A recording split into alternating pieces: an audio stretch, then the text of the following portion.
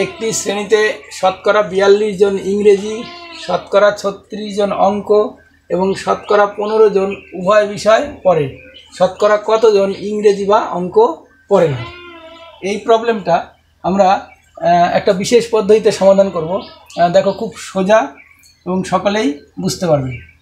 যদি বলি যে এই বৃত্তটা হচ্ছে ইংরেজি বিষয়কে সূচিত করছি এবং 42 জন হচ্ছে ইংরেজি পড়ে আর 36 জন অঙ্ক পড়ে, তার মধ্যে 15 জন উভয় বিষয় পড়ে। অর্থাৎ বলতে পারি এই বৃত্তের মধ্যে রয়েছে কত? এই বৃত্তের মধ্যে রয়েছে 42 জন যারা নাকি ইংরেজি পড়ছে। এর মধ্যে আরেকটা বৃত্ত যেটা দিয়ে যদি অঙ্ককে সূচিত করি, তাহলে অঙ্ক পড়ছে কতজন? অঙ্ক পড়ছে 36 জন। তার মধ্যে উভয় বিষয় পড়েছে কত? উভয় বিষয় পড়েছে, এখানে চিত্র অনুযায়ী আমরা দেখতে পাচ্ছি যে 15 জন এরা উভয় বিষয় পড়েছে। তাহলে 42 থেকে যদি 15 বাদ দিই, তাহলে এখানে পড়ে থাকলো কত? এখানে পড়ে থাকলো 27। আর 36 থেকে যদি 15 বাদ দিই, তাহলে এখানে পড়ে থাকলো কত? এখানে পড়ে থাকলো 21। অর্থাৎ শুধুমাত্র অঙ্ক পড়ছে 21 জন, উভয় বিষয় পড়ছে 15 জন এবং শুধুমাত্র ইংরেজি পড়ছে 27 জন। তাহলে মোট কতজন হলো? এখানে 27, 15 এবং 21। তাহলে 6 আর 7 13, 3 হাতে আমার 1, 2 দিয়ে 4 আগে 5 আগে 6। অর্থাৎ বলতে পারি এই যে যদি মোট এই একটা বর্গক্ষেত্র সূচিত করি, তাহলে এইটুকুর মধ্যে দুটো বৃত্ত এবং কমন রিজিয়ান এর মধ্যে রয়েছে 63 জন। তাহলে মোট যদি 100 জন ছাত্র হয়, তাহলে 100 থেকে যদি 63 বাদ দিই, তাহলে 7, এদিকে হচ্ছে 37। তাহলে এই দুটো বৃত্ত এবং কমন রিজিয়নের বাইরে 37 জন রয়েছে। এরা কিন্তু ইংরেজিও পড়ছে না, অঙ্কও পড়ছে না। অর্থাৎ বলবো যে শতকরা 37 জন অঙ্ক বা ইংরেজি কিছুই পড়ছে না। তাহলে বলবো আমাদের এখানে অপশন ডি হবে সঠিক উত্তর। বার্ষিক পরীক্ষায় একটি শ্রেণীর 46% ছাত্রছাত্রী অঙ্কে ফেল করে, 29% ছাত্রছাত্রী ইংরেজিতে ফেল করে এবং 25 জন ছাত্রছাত্রী উভয় বিষয়ে ফেল করে। তাহলে ওই শ্রেণীর মোট কতজন ছাত্রছাত্রী উভয় বিষয়ে পাশ করে? এখানে যদি বলি মোট ছাত্রছাত্রী 100 জন, তাহলে তার মধ্যে অঙ্কে ফেল করেছে 46 জন। অর্থাৎ আমি যদি বলি এই বৃত্ত দিয়ে অঙ্কে ফেল করা ছাত্রছাত্রীদের বোঝানো হচ্ছে, তাহলে এই বৃত্তের মধ্যে আছে হচ্ছে 46 জন। এটা কোন বিষয়? এটা হচ্ছে অঙ্ক বিষয়। এবং 29 জন ছাত্রছাত্রী ইংরেজিতে ফেল করেছে। তাহলে আরেকটা বৃত্ত দিয়ে যদি আমি ইংরেজিকে দেখাই, তাহলে এখানে আমি বলতে পারি এই বৃত্তের মধ্যে আছে হচ্ছে 29 জন। এখন এই যে দুটো বৃত্তের এই যে কমন রিজন, অর্থাৎ দুটো বিষয় ফেল করেছে। দুটো বিষয় ফেল করেছে কতজন? দুটো বিষয় ফেল করেছে 25 জন। তাহলে আমি এই কমন রিজনের মধ্যে আমি বলতে পারি যে অঙ্কেও ফেল করেছে আবার ইংরেজিতেও ফেল করেছে এরকম ছাত্রছাত্রী হচ্ছে 25 জন। তাহলে মোট অঙ্কে ফেল হচ্ছে 46 জন, তার মধ্যে উভয় বিষয়ের ফেল রয়েছে 25 জন। তাহলে বলতে পারি শুধুমাত্র অঙ্কে ফেল হচ্ছে 21 জন। আবার ইংরেজিতে মোট ফেল হচ্ছে 29 জন, তার মধ্যে উভয় বিষয়ের ফেল কত? উভয় বিষয়ের ফেল হচ্ছে 25। তাহলে বলবো শুধুমাত্র ইংরেজিতে ফেল হচ্ছে 4 জন। এই যে 4 আর 25 29, আবার এখানে 21 আর 25 হচ্ছে 46। এইবার তাহলে মোট ফেল কত হলো? মোট ফেল হলো 21 জন শুধুমাত্র অঙ্কে ফেল, 25 জন দুটো বিষয়ে ফেল আর 4 জন হচ্ছে শুধুমাত্র ইংরেজিতে ফেল। তাহলে মোট কত হলো? 21, 25 আর 4 যোগ করলে হবে 50। তাহলে মোট ফেল হচ্ছে 50 জন।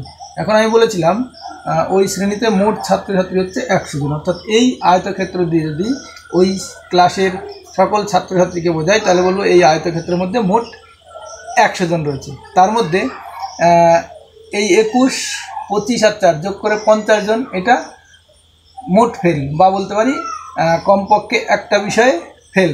তাহলে বাকি থাকলো কত? এই 100 থেকে যদি এই 50 বিয়োগ দিই, তাহলে পরে থাকলো 50। তাহলে বলবো এই 50 জন হচ্ছে উভয় বিষয়ে পাশ করেছে, অর্থাৎ বলবো এখানে অপশন এ হবে আমাদের সঠিক উত্তর।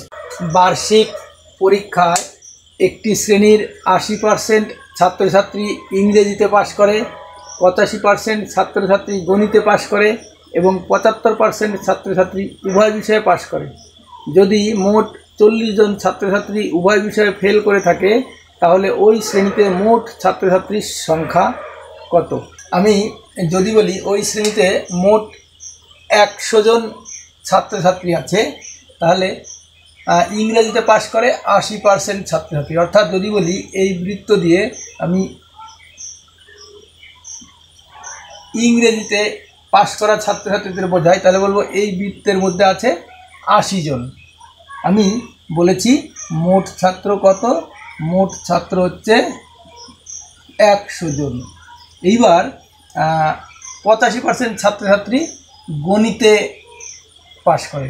আমি যদি বলি যে আরেকটা বৃত্ত আছে, যেই বৃত্ত দিয়ে আমি গণিতকে প্রকাশ করেছি, তাহলে এই বৃত্তের মধ্যে আছে 85 জন, অর্থাৎ 85 জন ছাত্রছাত্রী গণিতে পাশ করেছে। আবার 75% ছাত্রছাত্রী উভয় বিষয়ে পাশ করে, অর্থাৎ ইংরেজিতেও পাস এবং গণিতেও পাস, এরকম আছে কত? 75 জন। অর্থাৎ এই যে দুটো বৃত্তের এই যে কমন রিজিয়ন, এই কমন রিজিয়নের মধ্যে আছে কত? 75 জন। তাহলে 80 জনের মধ্যে 75 জন রয়ে গেছে কমন রিজনে, তাহলে এই কমন রিজনের বাইরে আছে কজন? 5 জন, 80 থেকে 75 বাদ।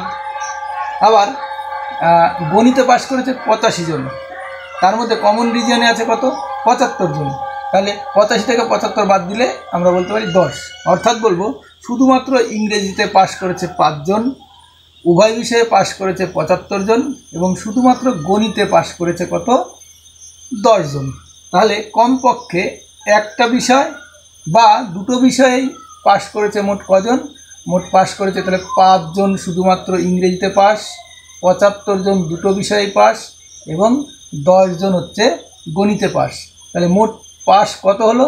মোট পাস হলো 75 আর 10 85 আর 5 হচ্ছে 90। তাহলে মোট 90 জন হচ্ছে কী করেছে? কম করে একটা বিষয়ে পাশ করেছে। এইবার তাহলে দুটো বিষয়ই ফেল করেছে কজন? এইবার যদি বলি যে মোট যে 100 জন ছাত্রছাত্রী, এই 100 জন ছাত্রছাত্রীকে যদি আমি একটা আয়তক্ষেত্র দিয়ে প্রকাশ করি, তাহলে এই বৃত্ত, এই কমন রিজিয়ন এবং এই বৃত্ত এর মধ্যেই রয়ে গেছে 90 জন। তাহলে শুধুমাত্র এই দুটো বৃত্ত এবং কমন রিজিয়নের বাইরে কত রয়েছে? এর বাইরে রয়ে গেছে 100 থেকে যদি 90 বাদ দিই তাহলে 10, অর্থাৎ এই 10 জন কী করেছে? উভয় বিষয়ে ফেল করেছে। তাহলে আমি এখানে লিখতে পারি যে উভয় বিষয়ে ফেল এবং মোট। তাহলে বলতে পারি যখন নাকি উভয় বিষয়ে ফেল 10 জন, তখন মোট হচ্ছে 100 জন। আমার বলেছে 40 জন ছাত্রছাত্রী উভয় বিষয়ে ফেল করে, তাহলে এখানে যদি 40 লিখি তাহলে এখানে কত হবে এটা আমাকে বের করতে হবে। এখানে 10 থাকলে এখানে হচ্ছে 100, অর্থাৎ বলতে পারি এখানে যা আছে এখানে যেন 10 দিয়ে গুণ, তাহলে এখানে যদি 40 থাকে তাহলে 10 দিয়ে গুণ করলে এখানে কত হবে? 400, অর্থাৎ বলবো ওই শ্রেণীতে মোট ছাত্রছাত্রীর সংখ্যা 400 জন, বা বলবো অপশন সি হবে আমাদের সঠিক উত্তর। একটি সংখ্যাকে প্রথমে 20% বাড়িয়ে এবং পরে আবার 20% বাড়ালে সংখ্যাটি মোটের ওপর কত পার্সেন্ট বাড়বে? Option A 40%, option B 36%, option C 42% এবং অপশন ডি 44%। এইবার যদি বলি যে আমার সংখ্যাটি হচ্ছে এক্স, তাহলে প্রথমে যদি 20% বৃদ্ধি পায়, তাহলে এখানে 20% বৃদ্ধি পেলে কত হবে? 100তে 20 বাড়লে হবে 120।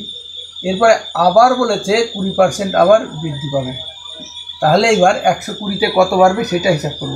আচ্ছা, যদি আমার 100 থাকতো এখানে তাহলে হতো কত?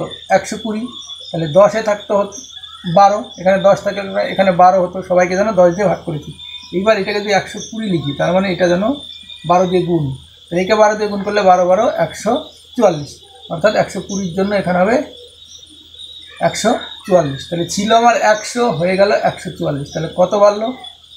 44, অর্থাৎ 100তে আমার 44% বৃদ্ধি পাবে। তাহলে অপশন ডি হবে আমাদের সঠিক উত্তর। একটি শহরের মোট জনসংখ্যার 60% ভাত, 50% রুটি এবং 20% ভাত ও রুটি উভয় খাদ্য খায়, ওই শহরের কত শতাংশ মানুষ ভাত বা রুটি কোনোটি খায় না?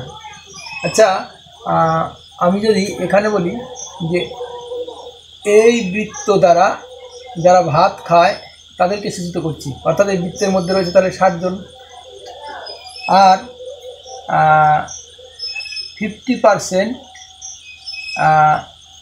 রুটি খায়, অর্থাৎ বলতে পারি আরেকটা বৃত্ত, যেই বৃত্ত দিয়ে যারা রুটি খায় তাদেরকে সূচিত করি, তাহলে এখানে আছে 50 জন।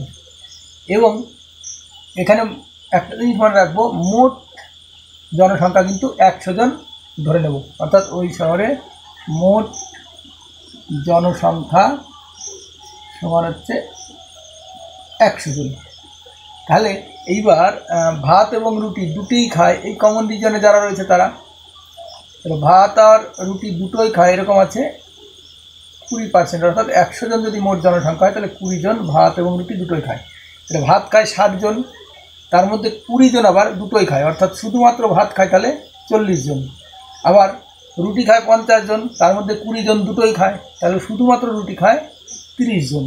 তাহলে আমরা বলতে পারি যে হয় ভাত এবং রুটি দুটোই খায়, বা শুধুমাত্র ভাত খায়, বা শুধুমাত্র রুটি খায়। এরকম কতজন আছে? 40 জন, 20 জন আর 30 জন। তাহলে মোট কত হবে? 40 + 20 + 30 যোগ করে তাহলে কত হবে? 60 আর 30-এ 90, অর্থাৎ 90 জন হয় শুধু ভাত খায়, অথবা দুটোই খায়, অথবা শুধু রুটি খায়। এইবার যদি বলি এই আয়তক্ষেত্র দিয়ে আমাদের টোটাল যে 100 জন জনসংখ্যার কথা বলেছি সেটাকে যদি বোঝাই, তার মধ্যে 90 জন আছে কি? 90 জন আছে হয় ভাত খায়, অথবা দুটোই খায়, বা শুধু রুটি খায়। তাহলে যে বাকি থাকলো 10 জন, এই 10 জন ভাতও খায় না বা রুটিও খায় না, অর্থাৎ বলবো 10% মানুষ ভাত এবং রুটি কোনোটি খায় না, অর্থাৎ এখানে অপশন বি হবে আমাদের সঠিক উত্তর।